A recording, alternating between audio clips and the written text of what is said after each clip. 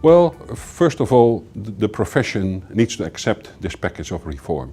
It has gone through a democratic process. It is now a reality, so we need to accept it. So the profession needs to come together in order to reach the full potential of this package. And we need to do that in close cooperation and in communication with external stakeholders. You know, like our clients, the regulators, the governments, the professional bodies, investors and others. And there's another point. I think the next phase now is to implement the new rules in the various EU countries.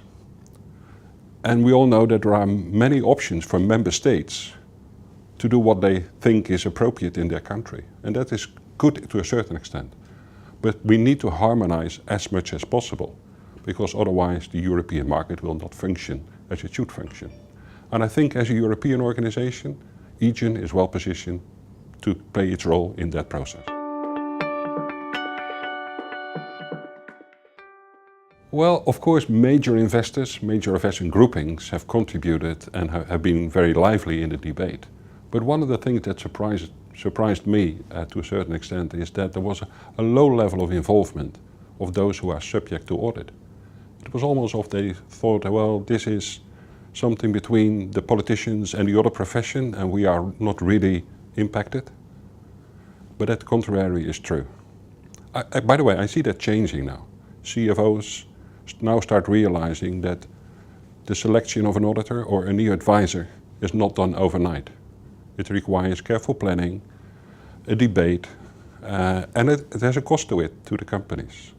So that's why they need to be involved more than they were in the past. EGIAN will contribute to the efforts of the EU Commission in its efforts to really help the transposition process. EGIAN members will no doubt explain to external stakeholders the impact of the new provisions to themselves. And of course, EGIAN members will help national governments where and when necessary in the implementation process in the various European countries. So EGIAN members are really committed to play their part again in the whole of this process.